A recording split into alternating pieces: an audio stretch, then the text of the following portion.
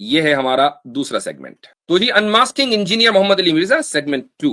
سب سے پہلے ہم یہ ویڈیو سنتے ہیں. اس ویڈیو کا کیا ہے، اس میں انجینئر صاحب نے دبا کے فائرنگ کی ہے. انہوں نے فقہا کے اوپر، امام فقہ، ائمہ کے اوپر، ائمہ فقہ کے اوپر الزام لگایا کہ یہ جھوٹے فتوے دیا کرتے تھے. جھوٹے فتوے، لفظ جھوٹ کا استعمال انہوں نے کیا ہے، اور یہ غالباً اسی ویڈیو میں ہے جس ویڈیو میں جو ویڈیو انہوں نے میرے خلاف پچھلے ہفتے بنائی ہے. پہلے اس آپ ویڈیو کو سنیے. اور وہ فتوے ایسے جھوٹے ہیں کہ عوام الناس بھی کو چھوڑ بیٹھی ہے. حالانکہ ان کا دعویٰ ہے کہ مجتہد جو ہے وہ فیصلہ کر سکتا ہے، باقی لوگوں نے تقلید کرنی ہے. تو امام حنیفہ مجتہد تھے، ان کے بعد جو ان کے اپنے اسٹوڈنٹس ہیں امام ابو یوسف، امام محمد، انہوں نے 40% مسائل میں اختلاف کیا. اس کے بعد سے بھی اختلافات کا سلسلہ جاری ہے اور وقتاً فوقتاً امپرومنٹ آتی ہے. بعض معاملات میں ان کی ضد بڑھی ہے. مثلا امام حنیفہ رحمۃ اللہ علیہ مدینے کو حرم نہیں مانتے تھے. آج کے حنفی جو ہے مدینے کو حرم مانتے ہیں، کیونکہ بخاری مسلم میں کم از کم 50 حدیثیں مدینے کے حرم ہونے پر اور فضائل پر موجود ہیں. یہ ایک چیز میں آپ کو بتا دوں کہ ابھی دوبارہ چلاتا ہوں اس کو. سلسلہ جاری ہے اور وقتاً فوقتاً امپرومنٹ آتی ہے. بعض معاملات میں ان کی ضد بڑھی ہے. مثلا امام حنیفہ رحمۃ اللہ علیہ مدینے کو حرم نہیں مانتے تھے. آج کے حنفی جو یہ جو بھی حوالہ آیا نا ایک دم آ کے چلا گیا. تو انجینئر کے اسٹوڈنٹ سمجھتے ہیں بھائی یہاں تو کتاب کے پیجز دکھلائے جا رہے ہیں. بھائی حوالے اس طرح نہیں ہوتے کو کتاب دکھا کے ایک دم بھاگ جائے 100 کی اسپیڈ سے. انجینئر کا کہ اگر میں کہتا ہوں 1,00,000 لوگ اس کی ویڈیو دیکھی ہوگی، میں گارنٹی کے ساتھ کہہ رہا ہوں کہ اس کے اسٹوڈنٹ میں سے کسی ایک نے بھی اس حوالے کو چیک نہیں کیا ہوگا، ویڈیو پاز کر کے یہ صفحہ نہیں پڑھا ہوگا. دیکھو بھائی ایک کتاب پاپ اپ ہوئی ہے یوں بس حوالہ ہو گیا. یہ میں اس لیے کہہ رہا ہوں کہ آگے کیا چیز آنے والی ہے، ذرا صبر کریں. مدینے کو حرم مانتے ہیں کیونکہ بخاری مسلم میں کم از کم 50 حدیثیں مدینے کے حرم ہونے پر اور فضائل پر موجود ہیں. پہلا مسئلہ. اسی طریقے سے امام حنیفہ رحمۃ اللہ علیہ شوال کے 6 روزوں کو بدعت سمجھتے تھے. ایون امام مالک نے الموطا مالک میں لکھا ہے کہ میں نے کسی کو یہ روزے رکھتے ہوئے نہیں دیکھا. لیکن آج ہمیں دوسرا مسئلہ بخاری کو چھوڑ کر باقی 5 کتابوں میں، صحیح مسلم میں، جامع ترمذی، سنن نسائی، سنن ابن ماجہ کے اندر، سنن ابی داؤد کے اندر حدیث موجود ہے کہ جو رمضان کے بعد 6 روزے شوال کے رکھے گویا ایسا ہے کہ وہ ہمیشہ روزہ رکھنے والا ہے. پورے سال کے روزوں کا ثواب ملے گا. پوری زندگی روٹین رہے گا تو پوری زندگی کے روزوں کا ثواب ہے. 6 روزے رکھ. حنفی رکھتے ہیں اپنے بزرگوں کا فتویٰ چھوڑ دیا. اسی طریقے سے امام حنیفہ کے نزدیک عقیقہ جو ہے بچے کی پیدائش کے اوپر تیسرا مسئلہ. لیکن آج حنفی کرتے ہیں عقیقہ. بخاری میں حدیث ہے کہ تم نے بچے کی طرف سے خون بہانا ہے، عقیقہ کرنا ہے. اور ترمذی ابو داؤد کے اندر موجود ہے کہ لڑکے کی طرف سے 2 بکریاں بکریاں اور لڑکی کی طرف سے 1 بکرا یا بکری ساتھ میں، اور اسی دن اس کا نام بھی ڈکلیئر کرنا ہے اور اس سے گندگی کو بھی دور کرنا ہے، اس کے بال وغیرہ بھی موجود ہیں. تو یہ میں نے آپ کو موٹی موٹی 3 چیزیں بتائیں جو خود انہوں نے امام حنیفہ کی چھوڑ دی ہیں. خیر یہ میں نے آپ کو ضمن ذکر کیا. آج میرا ٹاپک نہیں ہے کہ میں بھائی تمہاری ڈاکٹرین اسی کے اوپر کھڑی ہوئی ہے، آج میرا ٹاپک نہیں ہے، کیا مطلب؟ تو یہ جو حوالہ دکھا کے ایک دم پاپ اپ سا ہوتا ہے نا، ایسے ایک دم غائب، لوگ سمجھتے ہیں حوالہ آ گیا بس بات ختم ہو گئی. تو ہم ان 3 مسائل کے اوپر بات کرتے ہیں. پہلا، انہوں نے الزام لگایا کہ بھائی امام حنیفہ تو مدینے کو حرم نہیں مانتے، آج حنفی مانتے ہیں. انہوں نے اپنے امام صاحب کے فیصلے کو بدل دیا. تو سب سے پہلے تو میں یہ بتا دوں کہ اگر حنفی کوئی کام جو بھی ہے، چاہے وہ شافعی ہوں یا حنبلی ہوں یا کسی ایک یعنی مکتب فکر یا مسلک کی کا دفاع مقصود نہیں ہے، پوری اہل روایت کا دفاع مقصود ہے. اگر حنفی کوئی کام کر رہے ہیں مثلا جو امام ابو حنیفہ کے فتوے سے مختلف ہے، تو وہ اس لیے نہیں ہے کہ مقلدوں نے سوچا، عام لوگوں نے سوچا کہ یار یہ ذرا illogical سا لگ رہا ہے، کچھ سمجھ میں نہیں آ رہا. نہیں، بلکہ اسی مسلک کے جو دیگر ائمہ ہے انہوں نے اجتہاد کیا اور انہوں نے فتاوی دیے اور بعد میں ان کے فتاوی رائج ہو گئے. سمپل سا ایسا ہوا ہے. لیکن اس کے باوجود آگے بڑھیے، دیکھیں جی جامعۃ العلوم الاسلامیہ بنوری ٹاؤن کی ویب سائٹ سے یہ اسکرین شاٹ میں نے لیا ہے. مدینہ حرم ہے یا نہیں ہے، اس کے تعلق سے کیا لکھا ہے. پہلے میں ذرا آپ کو اردو والا دکھا دوں چونکہ عربی والا تو انجینئر کا سمجھ میں آنے والا ہے نہیں. یہ تو میں چونکہ آج میں ذرا علمی کتابی موڈ میں ہوں تو اس لیے میں چاہتا ہوں کہ عربی کی عبارتیں بھی لوگوں کو، انجینئر کے اسٹوڈنٹ کو پتا تو چلے کہ علم و کتاب ہوتا کیا ہے. اس نے وہم و فساد کو علم و کتاب بنا کر پیش کر دیا. تو بھائی اردو میں پڑھ کر آپ کو آدھی بات پتہ چلتی ہے. کیا ضروری ہے کہ مترجم نے سب کچھ لکھ دیا ہو؟ اور اگر آپ زبان نبوت نہیں جانتے تو علوم نبوت کے اوپر کامنٹ کرنے کا آپ کو حق کس نے دیا؟ تو یہ دیکھیں اس فتوے میں جو کہ بنوری ٹاؤن سے نکلا ہے کیا لکھا ہے. حرم مدنی کے حوالے سے اہل علم میں اختلاف ہے. امام مالک، امام شافعی اور امام احمد رحمہم اللہ کے نزدیک مدینے کا بھی حرم ہے، جبکہ امام ابو حنیفہ رحمہ اللہ کے نزدیک احکام کے اعتبار سے حرم مکی کی طرح مدینہ منورہ کا حدود حرم نہیں ہے، احکام کے اعتبار سے. تاہم مسجد نبوی اور مدینہ منورہ کے فضائل اپنی جگہ مسلم ہیں جو کسی اور شہر و مقام کو حاصل نہیں سوائے حرم مکی کے. اور رسول اللہ صلی اللہ علیہ وسلم نے مدینہ منورہ کی دونوں جانب کی پتھریلی زمین کے درمیان حصے کو حرم قرار دیا ہے. اس سے مراد حرمت تعظیمی ہے، یعنی امام ابو حنیفہ بھی حرم مانتے ہیں لیکن تعظیماً، نہ کہ دم لازم ہونے کے اعتبار سے حرمت بیان کرنا. چنانچہ جمہور صحابہ کرام رضی اللہ عنہم سے مدینہ منورہ کے شکار کی ممانعت منقول نہیں ہے، جبکہ مکہ میں شکار نہیں کیا جا سکتا، بلکہ رسول اللہ صلی اللہ علیہ وسلم سے بھی مدینہ منورہ میں شکار کی ممانعت کسی مستند ذریعے سے منقول نہیں ہے.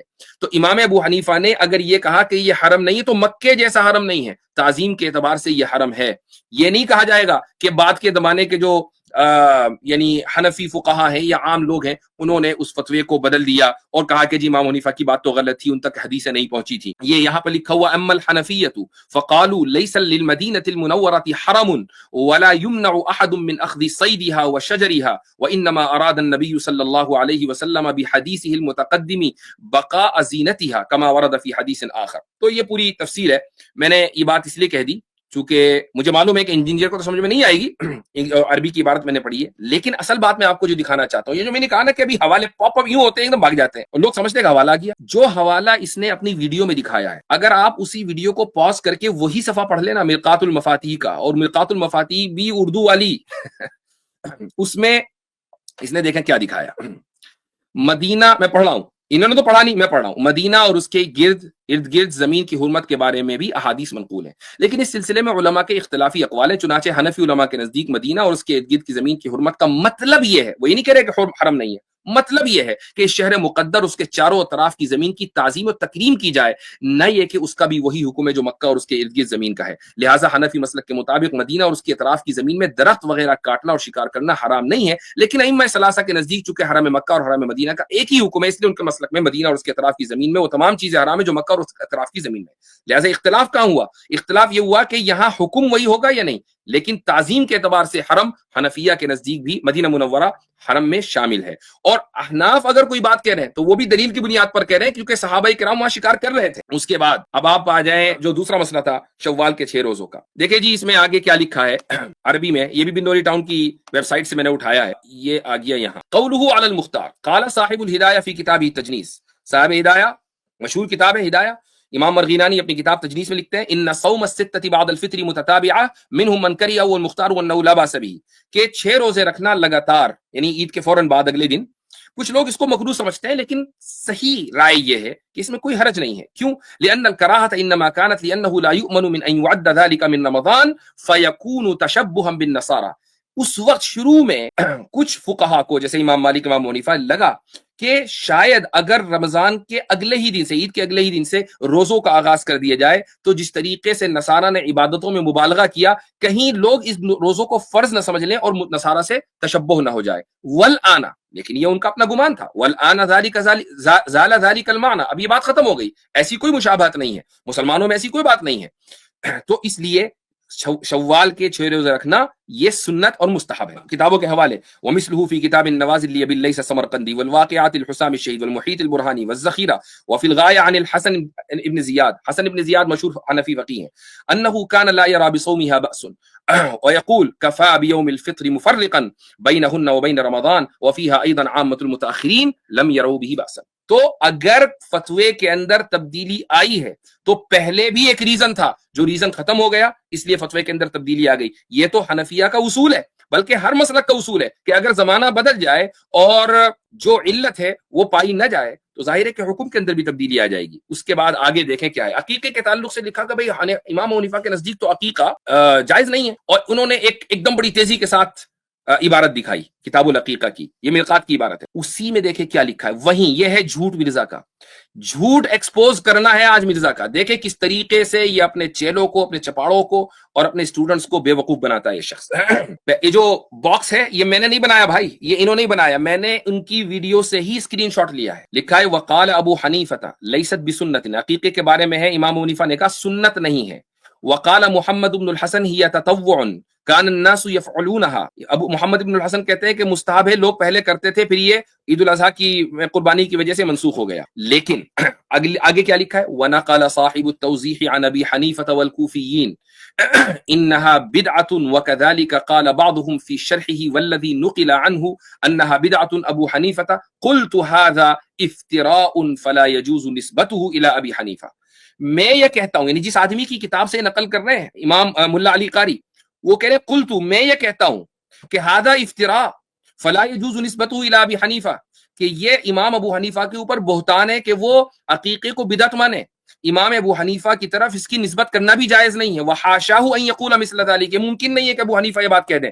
وانما قال، کیا کہنا چاہتے ہیں، وہ یہ کہنا چاہتے ہیں کہ یہ سنت ثابتہ یا سنت مؤکدہ نہیں ہے، اور کیوں نہیں ہے اس کی دلیل بھی دے دی، مصنف عبد الرزاق کی روایت ہے، وہی جس کو ابو داؤد کے حوالے سے مرزا نے جس کا حوالہ دیا ہے۔ تو بھائی جو حوالہ تم پیش کر رہے ہو امام ابو حنیفہ کے مسلک کو ثابت کرنے کے لیے، جو صفحہ تم پیش کر رہے ہو اسی صفحے میں لکھا ہوا ہے کہ امام ابو حنیفہ کی طرف اس قول کو منسوب کرنا جائز نہیں ہے، امام حنیفہ نے یہ بات کبھی نہیں کہی کہ عقیقہ بدعت ہے، سنت نہیں ہے۔ تو اگر مرزا ایک جگہ جھوٹ بول سکتا ہے تو 10 جگہ بھی جھوٹ بول سکتا ہے، تو مرزا کے اوپر پھر اعتبار کس چیز کا رہ گیا؟ اب دیکھیں، میں نے بات کہی نا 10 جگہ جھوٹ بول سکتا ہے، شاہ ولی اللہ کے بارے میں جھوٹ ملاحظہ فرمائے۔ شاہ ولی اللہ تو کہہ رہا ہے کہ عام آدمی بھی उसे जब पता चल जाए कि सही हदीस में ये है तो वो छोड़ देगा अपने इमाम के कौल को। आम आदमी भी, शाह वलीउल्लाह तो ये कह रहा है, ये इन्हीं के अल्फाज है, शाह वलीउल्लाह तो कह रहा है कि एक आम आदमी भी अगर उसे पता चल जाए कि इमाम का कौल हदीस के खिलाफ है तो वो इमाम के कौल को छोड़ देगा। फिर शाह वलीउल्लाह ने लिखा कि इमाम मालिक और इमाम अबू हनीफा की फिक्र में जो गलतियां हैं ये इमाम शाफी ने पकड़ी और उन्हें पता चला। देखिए कितनी तेजी के साथ ये हवाले पॉपअप हुए, कोई नहीं पढ़ सकता, लेकिन हमने पढ़े भाई, वीडियो रोककर हमने पूरा मुलाहिजा किया उसको कि ये ताबीन के इकबाल पर लाई करते थे और इमाम शाफी नबी इस्लाम की मरफूआ हदीस को तलाश करते थे, इसलिए इमाम शाफी की फिक्र में कम गलतियां की वजह बताई उन्होंने। फिर शाह वलीउल्लाह ने ख्वाहिश का इजहार किया कि अब चूंकि हमें पता चल चुका है, हदीस की किताबें आ चुकी हैं, फिर उन्होंने लिखा कि बुखारी और मुस्लिम ये अहले सुन्नत की वो किताबें हैं जिनकी तमाम हदीस मुत्तसिल जो रवायतें हैं कतई से है और इनसे दुश्मनी रखने वाला अहले बिदअत में दाखिला वाले सुन्नती नहीं, सबसे ज्यादा दुश्मनी रखते हैं पढ़ाते बुखारी। अच्छा देखें, ये अपने तलबा को, अपने स्टूडेंट को पूरी बात नहीं बताता, कहता है कि शाह वलीउल्लाह कहते हैं कि बुखारी और मुस्लिम की जो रिवायतें हैं वो कतई सबूत है। ठीक है, शाह वलीउल्लाह की राय है, हालांकि ये राय मोस्ट पॉपुलर राय नहीं है, मैं अभी साबित करूंगा कैसे नहीं है। लेकिन शाह वलीउल्लाह ये तो नहीं कहते कि कतई दलाला भी है। अगर ये कहते हो कि कतई सबूत भी है, सहीहैन की रिवायत कतई दलाला भी है, तब आप ये कह सकते हैं कि भाई सहीहैन की किसी एक रिवायत की खिलाफ वर्जी मुमकिन ही नहीं है।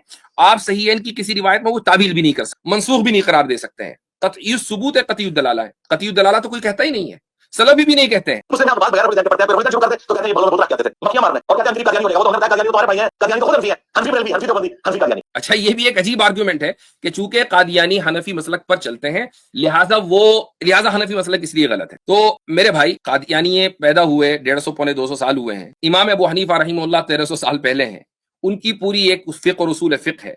अगर कादियानी, भाई ये तो कादियानियत के जाहिल होने की, उनके जहल की सबसे बड़ी दलील है कि उनके अपने इलाके में चूंकि हनफी मसलक ही सबसे ज्यादा मेन स्ट्रीम था, उनको ये मुमकिन नहीं था। भाई हमारे यहाँ इमाम अबू हनीफा मुसलमानों में पैदा हो गए, एक फिक्र उन्होंने मुदव्वन करके दे दी जो सहाबा की नहज के ऊपर थी और सहाबा की फहम के ऊपर थी। इमाम शाफी हो गए, इमाम मालिक हो गए, अहमद इब्न हंबल। कादियानी में कौन था? मिर्जा मसरूर। ये क्या कर लेगा? तो इनके यहाँ चूंकि अइम्मा पैदा हो ही नहीं सकते थे, सारे के सारे जुहाली पैदा होने थे, तो इन्होंने कहा भाई खैरियत इसी में कि वो हनीफा के फिक्र को ले लो, और वैसे भी मेन स्ट्रीम फिक्र है, इसलिए उन्होंने हनफी फिक्र को फॉलो करना शुरू किया। अब यहाँ बात क्या है कि शाह वलीउल्लाह ने कहा कि आम आदमी भी ये स्कैन दिखाया है, ये सफा दिखाया और पॉपअप हुआ चला गया। इस पूरे सफे में कहीं भी, यहां तक कि जहां ये जो लाइन लिखी हुई, ये जो लाइन इन्हें खींची हुई है, वहां पर भी पूरे कहीं भी आम आदमी के ताल्लुक से शाह वलीउल्लाह ने कोई बात कही नहीं है। बल्कि इस सफे का उन्वान क्या है? इमाम शाफी के जलील कदर कारनामे, अहले मदीना और अहले कूफा के मजहब पर तनकीद। अब इमाम शाफी ने अहले कूफा के मजहब पर क्या तनकीद की है वो इसके अंदर आ गई। बिल्कुल ठीक है, वो इमाम है, उनको हक है तनकीद करने का, हमें कोई मसला नहीं है। आप भी इमाम बन जाए, आप भी तनकीद करें, जाहिल को हक नहीं है तनकीद करने का। आलिम को, इमाम को, मुजतहिद को तनकीद करने का हक है। वो एक मरतबा नहीं, 1,00,000 मरतबा हनफियत के ऊपर या हनफी फिक्र के ऊपर तनकीद करे, सर अपना तस्लीम करते हैं हम उनके सामने इनकियाद, यानी बिल्कुल कोई मसला नहीं है, टेंशन नहीं है। लेकिन शाह साहब की आम लोगों के बारे में क्या राय है, असल में ये दूसरी जगह लिखा हुआ है। यहां तक कि मिर्जा की पहुंच नहीं है। इक़्दुल जीद फी अहकाम इज्तिहादी व तक़लीद, यह है इमाम उल हिंद शाह वलीउल्लाह मुहद्दिस दहलवी की किताब। कहते हैं आम आदमी का मसलक, ये बात अपने इहाते इल्मी में ले आइए कि आम आदमी का कोई फिक़ही मसलक मुअय्यन नहीं होता, उसका मजहब सिर्फ मुफ्ती का फतवा है। मुफ्ती साहब, मैं फतवा दूंगा, इंजीनियर साहब आपको उस पर अमल करना है, मुफ्ती मैं हूं, आप नहीं है। अल बहरुर राइक में है, अगर किसी ने, अभी एक सिनेरियो दिया शाह साहब ने, अगर किसी ने पछने लगवाए या गीबत की और ये गुमान किया, चूंकि एक हदीस में आता है कि भाई गीबत करने से रोजा टूट जाता है, पछने लगवाने से रोजा टूट जाता है, तो एक आदमी ने हदीस देखी और गुमान किया कि उसका रोजा टूट गया, और उसके बाद उसने खाना भी खा लिया कि भाई रोजा तो टूट गया, चलो बाद में। तो अगर किसी फकीह से फतवा नहीं लिया और ना उसके पास कोई हदीस है तो उस पर कफ्फारा वाजिब है। क्यों भाई? फतवा नहीं लिया, अगर आप, क्योंकि ये महज जहालत की वजह से हुआ, और जहालत दारुल इस्लाम में उज़ुर नहीं है। और अगर किसी फकीह से फतवा लिया और उसने फतवा दे दिया कि इस पर कफ्फारा वाजिब नहीं है, उस पर कफ्फारा वाजिब नहीं है, यानी आपने अगर किसी मुफ्ती से पूछ लिया कि जी मैंने गीबत की थी या मैंने पछना लगवा लिया रोजे की हालत में, तो क्या मैं रोजा मेरा टूट गया, अब क्या मैं कफ्फार, और मैंने खाना भी खा लिया, मैं सोच करके मैंने खाना खा लिया है, तो क्या मेरे ऊपर कफ्फारा वाजिब है? उसने फतवा लिया था किसी मुफ्ती से, तो उसने, अब मुफ्ती के फतवे की बिना पर उस पर कफ्फारा वाजिब नहीं होगा। समझ में आ गया? तो इसका मतलब क्या हुआ कि असल मुफ्ती का फतवा है, क्योंकि आम आदमी जब किसी आलिम के फतवे पर एतमाद करे, अगरचे वो आलिम अपने फतवे में गलती पर ही क्यों ना हो, तब भी उसकी तकलीद वाजिब है। यह है शाह वलीउल्लाह का कौल। आम आपके तमाम स्टूडेंट्स के ताल्लुक से, चूंकि आपके सारे के सारे स्टूडेंट बशमूल आपके आम आदमी हैं भाई, आपको आलिम की, यानी मेरे फतवे को मानना है, तो ये शाह वलीउल्लाह साहब ने कहा है। अब उसके बाद जो इन्होंने बोंगी मारी है कि भाई शाह साहब के नजदीक तो यह है कि सहीहैन की अहादीस से सारी की सारी कतई सबूत है। ठीक है, शाह साहब की पर्सनल ओपिनियन है, शाह साहब का मकाम और उनका इल्मी रुतबा सराखों पर। इमाम नववी फरमाते हैं तकरीब में, वज़कर शेख इब्न सलाह, यानी इब्न सलाह कौन है? ये उसूलियीन, मुहद्दिसीन में जो उसूलियीन है उनमें उनके सरखेल हैं। वो फरमाते हैं कि अन्नमा रवायाहु औ अहदुहुमा फहुवा मक़तूअन बिसिह्हतिही वल इल्मुल क़त्ई हासिलुन फीह, के शेखैन ने यानी बुखारी और मुस्लिम ने या उनमें से किसी एक ने अगर कोई रिवायत की है तो ये बिल्कुल कतई तौर पर सही है। लेकिन आगे क्या लिख रहे हैं? वखालफहुल मुहक्किकून वल अक्सरून फकालू युफीदु ज़न्न मा लम यतवातर, कि जो मुहक्किक उलमा हैं और जो मेजॉरिटी स्कॉलर्स हैं वो इससे इख्तिलाफ करते हैं। वो कहते हैं कि नहीं, बुखारी और मुस्लिम की रिवायतें भी ज़न्नी हैं, इल्ला ये कि मुतवातिर हो तो कतई होंगी। अच्छा, उसके बाद ये एक बार बार एक बात कहता है, ये मैं दोबारा वीडियो चला दूं, मैं एक तोहफा इनके लिए जाते जाते दे दूं। जो पिछले दिनों हमारे मुफ्ती तारिक मसूद साहब ने कहा कि हमारे जो बड़े बुजुर्ग थे वो मुजद्दिद अल-सानी थे, उनका जिक्र खैर किए बगैर इन्वर्टेड कॉमा में ये गुफ्तगू नामुकम्मल है। मुजद्दिद साहब ने अपने मकतूबात में लिखा कि हमारे बुजुर्गों ने कश्फ के जरिए देखा है कि जब ईसा इब्न मरियम दुनिया में उतरेंगे तो फिक्र हनफी के मुताबिक अमल करेंगे। दादा वो तुम्हारे मुसल्ले चुके गए। मुजद्दिद साहब अपने अंजाम को पहुंचे अपने बुजुर्गों के पास 1034 हिजरी में, और उनके मरने के 300 साल के बाद सऊदी हुकूमत आ गई, मुसल्ले तो खत्म हो गए, मुसल्ले तो मर गए। मुसल्ले शाह वली अल्लाह तो कह रहा है कि आम आदमी भी। बात सही है बिल्कुल, लेकिन ये जो मुसल्लों का इल्जाम लगाया जाता है, ये कह दिया जाता है कि भाई ये सारे के सारे लोग उलमा ये मुसल्लों के हक में थे। ये जो आपके सामने स्क्रीन के ऊपर एक आर्टिकल है, ये किसी हनफी, शाफी, मालिकी, हम्बली का लिखा हुआ नहीं, ये एक सलफी आलिम का लिखा हुआ है कि जिन्होंने शाह वलीउल्लाह की जो तजदीदी मसाई है उनके ताल्लुक से गुफ्तगू की है। 4 मुसल्लों पर बात करते हुए कहते हैं, बरकूक चरकसी, ये कोई उस्मानी खिलाफत के दौरान कोई बंदा था, हरम बैतुल्लाह में अइम्मा अरबा के नाम से 4 मुसल्ले कायम किए थे। गालिबन ये अमल 708 हिजरी के पसोपेश हुआ। उस वक्त भी उलमाए हक ने इस तफरीक की मुखालफत की, लेकिन हुकूमत उस तफरीक के एहतराम पर मुसिर रही। ये तफरीक यहां तक बढ़ी, यानी मुखालफत करने वाले उलमा थे, ये तफरीक यहां तक बढ़ी कि अलल उमूम एक दूसरे की इक्तदा मतरूक हो गई। जाहिर है कि जब हुकूमत किसी एजेंडे को पुश करेगी तो वो तो होगा। हुकूमत ने एक जमाने में मुतजिला को पुश किया तो मुतजिला छा गए। आज रैंड कॉर्पोरेशन और अमेरिकी हुकूमतें, वेस्टर्न जो गवर्नमेंट है, वो आप जैसे लोगों को पुश कर रही है तो आप जैसे लोगों की चांदी हो रही है। हनफी जमात हो रही है तो शवाफी और हनाबिला बेपरवाह होकर बैठे रहते, गोया ये अजान और नमाज उनके लिए कायम ही नहीं हुई। यही हाल उनके साथ अहनाफ करते। हरम काबा में इस बिदात के इहदास से सारी दुनिया इस्लाम में इसका असर ये हुआ कि इम्मा के अतबा एक दूसरे से नफरत करने लगे। ऑब्वियसली बात है कि जब हुकूमत किसी एजेंडे को पुश करेगी तो उसका लाजमी असर होना है। बात यहां पर यह है कि जो उलमाए हक है, जो खुद किसी न किसी मसलक की इत्तिबा कर रहे थे। इमाम शाह वलीउल्लाह मुहद्दिस देहलवी अपने बारे में कहते हैं कि अनल हनफी अमलन व शाफिई दरसन, कि जब प्रैक्टिकल बात होती है तो मैं हनफी के ऊपर अमल करता हूं, लेकिन जब मैं दर्स पढ़ाने के लिए बैठता हूं तो मैं फिर ये नहीं देखता कि मैं हनफी हूं, मैं बाज़ मसाइल में शाफियों को भी तरजीह देता हूं। उनके बेटे शाह अब्दुल अजीज फरमाते हैं, शाह अब्दुल अजीज भी हनफी हैं। क्या कह रहे हैं? तफसीर फतुल अजीज सफा नंबर 541 में, अल्लाह ताला को मालूम है कि तुम आइंदा एक बिदत करोगे। एक आयत की तशरीह करते हुए कह रहे हैं, अल्लाह ताला को मालूम है कि तुम आइंदा एक बिदत करोगे और अतराफे काबा को तकसीम करके इस पर फख्र करोगे। अहनाफ जुनूब की तरफ खड़े होंगे, उनका रुख शिमाल की तरफ होगा, वो फख्र करेंगे हमारा किबला इब्राहिमी है। शवाफे मगरिब की तरफ खड़े होकर मशरिक की तरफ रुख करेंगे और फख्र से कहेंगे कि हमारा किबला मीज़ाब के सामने है। यही सिमत मखसूस है। शाह साहब इन मुसल्लों की तकसीम को बिदअत समझते थे और इस्लाम में इस तकसीम को नापसंद फरमाते थे। तो भाई उलमाए हक ने तो हमेशा इस चीज की मुखालफत की है। उसके बाद आगे कहते हैं वही साहब मजमून लिखने वाले, अइम्मा की तकलीद और उनकी इताअत का मसला अपनी जगह पर काबिल बहस है, चूंकि वो खुद सलफी हैं, तकलीद के कायल नहीं है, मगर मुरव्वजा तकलीद के जवाज में कोई सहारा मिल भी जाए तो अइम्मा रहिमहुमुल्लाह के नाम पर यह तफरीक कभी दुरुस्त नहीं हो सकती। बरकूक जैसे मुसरिफ बादशाह से यही उम्मीद हो सकती थी। तफरीक बैन मुमिनीन का बोझ उसकी गर्दन पर होगा और इसी तरह उन उलमा पर जिन्होंने उसे सनद जवाज अता की। वसयअलमुल्लज़ीना ज़लमू अय्य मुनक़लबिन यनक़लिबून, लेकिन उलमाए हक ने हमेशा इसकी मुखालफत की है। तो ये कहकर हनफियों को, शाफियों को और हनाबिला को और मालिकिया को उनको बदनाम करना, ये इंजीनियर के रैंड कॉर्पोरेशन वाले एजेंडे का दरअसल हिस्सा है। सबक वहां से पढ़ाया गया है। अब एक बड़ी जबरदस्त बात इंजीनियर साहब कहते हैं, ये सुन लीजिए। वाजिबुल क़त्ल है, अलबत्ता यहूद व नसारा का ज़रिया हलाल है। अब होना तो चाहिए था कि ये मुफ्ती वाजिदी साहब पहले तो अपने तायाबू की खबर लेते, यानी कि आला हज़रत की।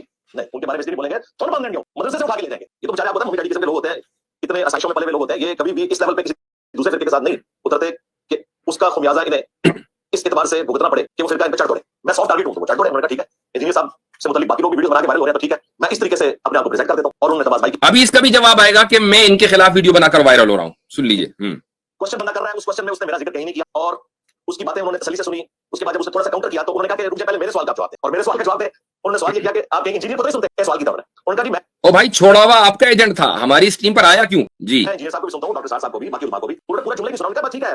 मुझे लग रहा था कि ये इंजीनियरिंग सवाल है। उसने कहा कि भाई मैं सबको सुनता हूँ, जिसकी जो अच्छी बात है वो ले लेता हूँ। अब डॉक्टर साहब ने तो नहीं बताना कि उलमाए देवबंद है या बरेलवी उलमा है या वहाबी हदीस उलमा ने क्या काम डाला इस उम्मत के साथ, वो तो मैंने बताना है, मसला तो उनको मुझसे है। अब इसका जवाब उसने जब ये दिया कि मैं सबको सुनता हूँ, तो फिर इन्होंने पूछा कि आप मुजतहिद है, उन्होंने मुझे तो मुजतहिद का नहीं पता, वही जो इनकी ड्रामाबाजी है कि जी इज्तिहाद किसने करना होता है किसने नहीं करना होता, और इज्तिहाद भी वो लेके बैठे हैं जिसका आज के दौर से कोई लेना देना नहीं है। आज के दौर के उलमा बताएंगे ना, वीडियो कैमरे का मसला, इंतकाल खून का, ब्लड डोनेशन का मसला, आजाद की पेमेंट का मसला, कुतुबैन पे नमाज पढ़ने का मसला, हवाई जहाज में नमाज पढ़ने का मसला, ट्रेन में नमाज पढ़ने का मसला, कैंगरू हलाल है या हराम, ये बहस को लेकर बैठे हुए हैं। और बहस में इमाम वैसे पहले भी थी और हलाली थी। इमाम इब्नुल मुंजिर ने एक किताब लिखी है, किताबुल इजमा।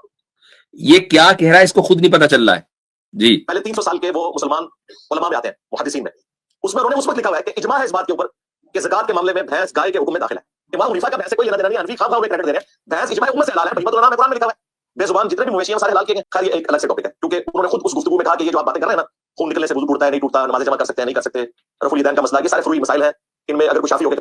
अब ये जरा गौर से सुनिए, आगे जो जुमला हमारे इंजीनियर साहब का जो मलफूज आ रहा है ना, प्यारा प्यारा मलफूज, उसको जरा सुनिएगा। अरे तो कोई मसला नहीं, वही जो इनकी कहानी है, हनफियों के करेगा तो हमें इख्तिलाफ है, ये ड्रामाबाजी है, इसका कोई लेना देना नहीं है। उन्होंने जो एक जुमला बोला कि सारे फुरूई मसाइल हैं, उसूली तौर पर हम सब एक हैं। असल में ये बात है जिसको मैंने हाईलाइट करना है। जब तक उसूल के ऊपर बात नहीं होती ना, उसूल कहते हैं फिक्ह की टर्म में अकायद को, और फुरूक उसूल कहते हैं फिक्ह की टर्म में अकायद को। मेरे ख्याल से दुनियाए इल्म को सर पीट लेना चाहिए, या सब लोग अपने मदरसे किताबें बंद करके सब लोग अपना घर पढ़े। भाई अब इंजीनियर साहब मैदान में आ चुके हैं। उसूल कहते हैं फिक्ह की टर्म में अकायद को। सुभान अल्लाह, सुभान अल्लाह।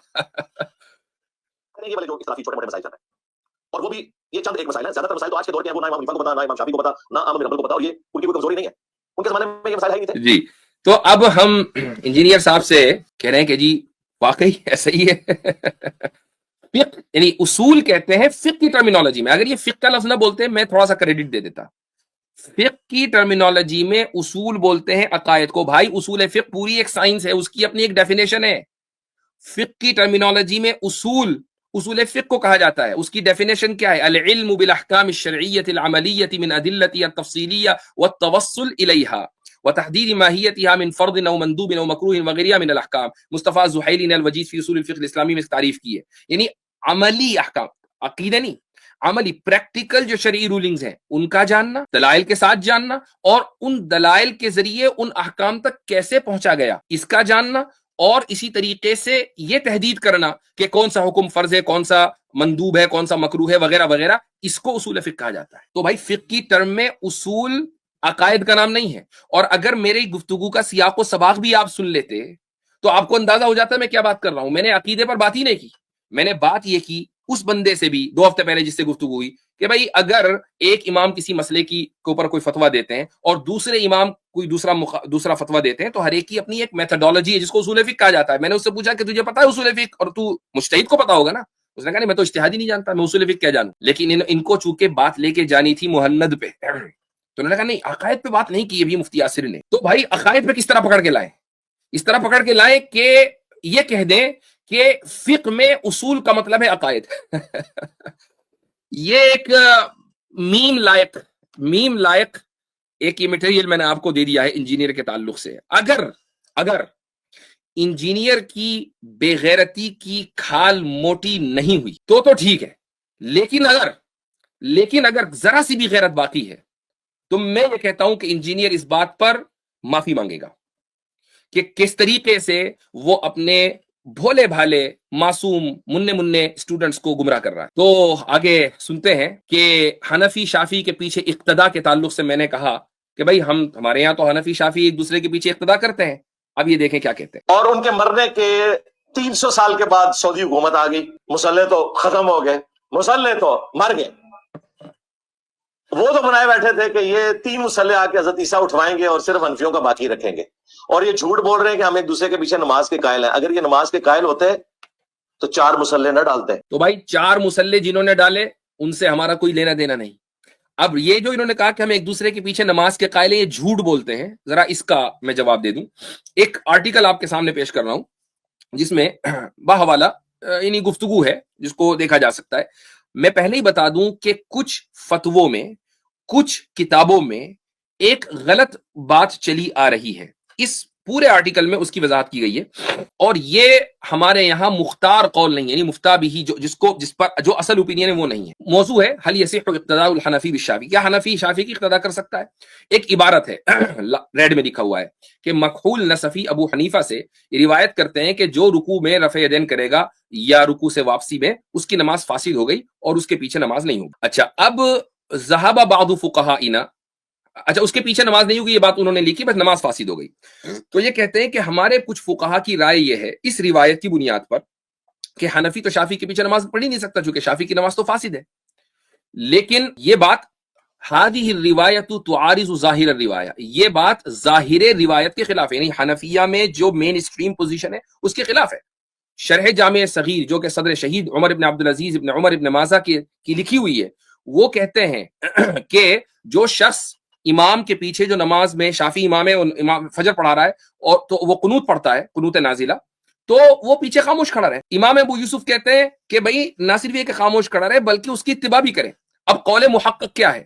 ابن حمام، جن کو بیرسٹر حنفیہ کہا جاتا ہے، فتح القدیر میں لکھ رہے ہیں کہ یہ جو روایت ہے مکحول نصفی کی کہ رفع یدین کرنے والے کی نماز فاسد ہے، یہ روایت شاذ ہے، اس کا کوئی لینا دینا نہیں ہے حنفیہ سے۔ اچھا، یہ لکھنے والے نے کتاب کا نام غلط لکھا ہے، یہ جلبۃ المجلی، یہ حلیۃ المحلی کچھ کر دیا، جلبۃ المجلی شرح منیۃ المصلی ابن امیر حاج میں لکھا ہے کہ رفع یدین کرنے والے کی نماز کا فاسد ہونا یہ مکحول نصفی کی روایت ہے ابو حنیفہ سے جو ظاہر روایت کے خلاف ہے، اور ذخیرہ میں لکھا ہوا ہے کہ رفع الیدین کرنا نماز کو فاسد نہیں کرتا ہے، اور یہی چیز ایسی ہے کہ جس کے اوپر فتویٰ وغیرہ دیا جاتا ہے، وفی البزازیہ رفع الیدین فی المختار لا یفسد، یعنی قول مختار یہ ہے کہ رفع الیدین نماز فاسد نہیں کرتا ہے۔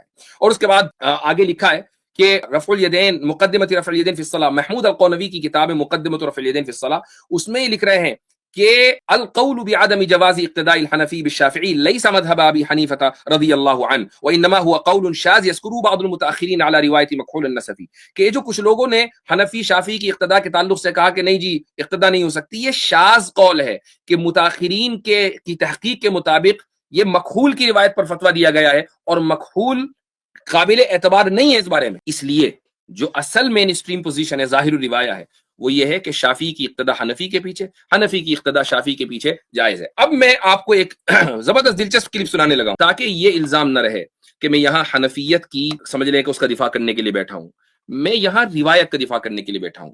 اس شخص نے امام شافعی کے اوپر ایک الزام لگایا ہے، وہ الزام کیا لگایا سنیے۔ اب امام شافعی کے اس مسئلے کی تکلیف آج کروڑوں مسلمان کاٹ رہے ہیں۔ انڈونیشیا اور ملیشیا کے چونکہ شافعی ہیں، انہوں نے اپنی عورتوں کے ہاتھوں پہ دستانے گھڑیوں میں پہنائے ہوتے ہیں اور ہاتھ میں ہاتھ ڈال کے چل رہے ہوتے ہیں، کیونکہ وہ کہتے ہیں کہ نیکڈ چھو لیا تو ہمارا وضو ٹوٹ جائے گا اور ہمارا کام فارغ ہو جائے گا۔ ایک بندے نے غلطی کی، اس کا خمیازہ آج تک امت کو بھگتنا پڑ رہا ہے، ٹھیک ہے۔ دوسری طرف امام حنیفہ نے ایک فتویٰ دے دیا، ٹھیک ہے۔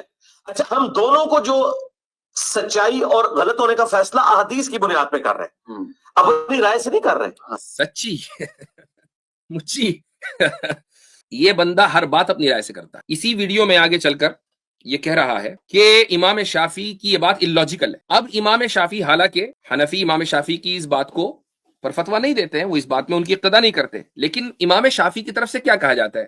ایک شافعی مفتی ہیں، وہ لکھتے ہیں کہ امام شافعی رحمہ اللہ نے لامستم النساء کی جو تفسیر کی ہے وہ ہے التقاء البشرہ ولو بغیر جماع وذلک لامور، کہ کھال کا کھال سے ملنا، یعنی ایک انسان ایک مرد عورت کو چھوئے ہاتھ لگا لے، یہ لامستم النساء کے معنی ہے۔ اس کی کیا وجہ ہے؟ اب دیکھیں اس میں لاجک کیا ہے امام شافعی کی۔ انہوں نے کہا نا کہ ایک آدمی نے غلطی کر دی، ایک آدمی کی غلطی کا خمیازہ پوری امت کو بھگتنا پڑ رہا ہے۔ ایسا لگ رہا ہے کہ امام شافعی نے بس ویسے ہانک دی۔ اس کے دلائل ہیں۔ سب سے پہلی دلیل کہ اللہ تعالیٰ نے جنابت کا ذکر آیت کے شروع میں کیا، جس آیت میں اولامستم النساء کا ذکر ہے، اور پھر لمس نساء کا عطف ہے غائط کے اوپر۔ اس کے بعد فدل علی ان لمس النساء من جنس الحدث الاصغر کالغائط، یعنی اللہ تعالیٰ نے پہلے حدث اکبر کو بیان کیا، اس کے بعد حدث اصغر کو بیان کیا کہ کوئی شخص تم میں باتھ روم ہو کر آئے، نمبر 2 کرے تو اس کا وہ حدث اصغر ہے، اس کو وضو کرنی ہے۔ اس کے بعد پھر لامستم النساء کی بات آئی ہے، تو اس کا مطلب یہ بھی حدث اصغر ہی ہے، یہ حدث اکبر نہیں ہے۔ تو اور عورت کو چھونے سے غسل تو واجب ہوگا نہیں، ہاتھ لگانے ظاہر ہے کہ وضو ہی واجب ہوگی، تو لامستم النساء سے مراد یہاں پر چھونا ہے، نہ کہ انٹرکورس کرنا۔ پہلی بات۔ دوسری دلیل انہوں نے دی کہ عربی زبان میں بھی لامسا کے معنی لمسا ہے، یعنی ٹچ کرنا، دوسری قرات اسی آیت کی دوسری قرات ہے او لمستم النساء، اور اس کے معنی ہے کھال کا کھال سے ٹچ ہونا. اللہ تعالیٰ فرماتا ہے فلمسوہ بایدیہم، انہوں نے اس کو اپنے ہاتھ سے ٹچ کیا. تو لمسا کے معنی ہاتھ لگانا ہے، تو لامسا کے معنی بھی ہاتھ لگانا ہے. ان کی دوسری دلیل ہے. تیسری دلیل، امام شافعی اپنی طرف سے کچھ نہیں کہہ رہے ہیں، وہ عبداللہ ابن عمر رضی اللہ عنہ کی روایت کے اوپر، ان کے فتوے کے اوپر عمل کرتے ہیں. وہ فرماتے ہیں کہ قبلۃ الرجل امرأتہ وحبسها بیدہ من الملامسہ، ایک عورت اگر ایک مرد اگر اپنی وائف کو کس کرے یا اس کو پکڑ لے تو یہ ملامسہ میں سے. فمن قبل امرأتہ او حبسها بیدہ فعلیہ الوضوء، اگر کوئی مرد اپنی عورت سے بیوی کو کس کرے یا اس کو پکڑ لے اپنے ہاتھ سے تو اس کو وضو کرنا ہے. تو اب یہ الزام امام شافعی پر نہیں ہے. اگر آپ یہ کہتے ہیں کہ امام شافعی کی غلطی کی وجہ سے پوری امت بھگت رہی ہے تو پھر یہ الزام تو آپ نے عبداللہ ابن عمر پہ لگا دیا. اس لیے ہم کہتے ہیں کہ روایت کے ساتھ رہو، روایت کے ساتھ رہو، روایت سے نہ ہٹو. اب میں آپ کو، مجھے معلوم ہے کہ انجینئر بڑے زور زور سے چیخ چیخ کر ایک بات کہے گا، اس کے اسٹوڈنٹس کہیں گے بھائی اتنی دیر ہو گئی، محنت پہ تو بات ہی نہیں ہو رہی ہے. محنت کے بغیر تو ان کی نہ صبح ہوتی ہے نہ شام ہوتی ہے. میں اگر میں آج محنت کے عقائد کو دفاع کرنے بیٹھ جاؤں تو میں نے انجینئر کا جو پورا ڈاکٹرین ہے اس کو میں نے کنٹریبیوٹ کر دیا اور اس کو میں نے سرو کر دیا. محنت کے عقائد کا اگر میں نے دفاع کر دیا، حالانکہ محنت کے عقائد کا دفاع کوئی نئی بات نہیں ہے. ابھی میں سرچ کر رہا تھا کچھ دن پہلے، تو مولانا الیاس گمن صاحب نے پوری ایک سیریز بنا رکھی ہے محنت کے اوپر، 2017 میں ویڈیو اپلوڈ کر دی تھی. اور بھی بہت سے علماء ہیں کہ جنہوں نے محنت وغیرہ کے اوپر بات کی ہے. اصل یہ کہتا ہے کہ جی محنت کے عقائد کے اوپر قطعی الدلالہ جو ہے، دلائل آپ حدیثیں اور آیتیں دیں. ہم یہ مانتے ہیں کہ محنت کے بہت سے عقائد ظنی ہیں، وہ قطعی ہے ہی نہیں. عقائد بھی ظنی ہوتے ہیں، جس طرح قطعی ہوتے ہیں ظنی بھی ہوتے ہیں. شیخ ابن عثیمین اور مجھے معلوم ہے کہ شیخ الاسلام ابن تیمیہ سے بڑی آپ کو خارش ہوتی ہے، لیکن آپ ذرا اس عبارت کو سن لیجئے. قال الشیخ ابن عثیمین رحمہ اللہ لا يمكن ان نقول ان جميع مسائل العقیدہ يجب فيها اليقین. ہم یہ کہہ ہی نہیں سکتے کہ عقیدے کے جتنے مسائل ہیں سب میں یقین کا درجہ ہے. لأن من مسائل العقیدہ ما اختلف فيه العلماء رحمهم اللہ، بہت سے عقیدے کے مسائل ایسے ہیں جس میں علماء نے اختلاف کیا ہے، اور جس چیز میں اختلاف ہو جائے وہ یقینی ہو ہی نہیں سکتی، وہ تو ظنی ہوگی. وہ مثالیں کیا ہیں؟ کون کون سے مسائل ہیں؟ فمثلا اختلف العلماء رحمهم اللہ فی عذاب القبر هل هو واقع على البدن او على الروح. علماء کا اختلاف ہے کہ عذاب قبر بدن کو ہوتا ہے کہ روح کو ہوتا ہے. اب یہ مسئلہ قطعیات سے نکل کر ظنیات میں آ گیا. علماء کا اختلاف ہے کہ کس چیز کا وزن کیا جائے گا، اعمال کا وزن کیا جائے گا یا صحائف الاعمال کا وزن کیا جائے گا یا صاحب العمل یعنی بندے کا وزن کیا جائے گا. اب یہ چیز اختلافی ہو گئی، ظنی بن گئی. علماء کا اختلاف ہے جنت کے بارے میں کہ جن کو آدم علیہ السلام کو جہاں ٹھہرایا تھا وہ جنت الخلد تھی یا کوئی دنیا کی جنت تھی. اختلاف ہو گیا، لہٰذا بھی یہ قطعی مسئلہ نہیں رہا. علماء کا اختلاف ہے رؤیت النبی صلی اللہ علیہ وسلم ربہ، کہ آپ صلی اللہ علیہ وسلم نے اپنے رب کو دیکھا یا نہیں. حل رآہ بعینی، اپنی آنکھ سے دیکھا یا اپنے دل کی آنکھ سے دیکھا. اب یہ مسئلہ قطعی نہیں ہے، ظنی ہو گیا. علماء کا اختلاف ہے جہنم کے بارے میں کہ جہنم ہمیشہ ہے یا اس ایک لمبی مدت کے بعد اس کو ختم ہو جانا ہے. علماء کا اختلاف ہو گیا.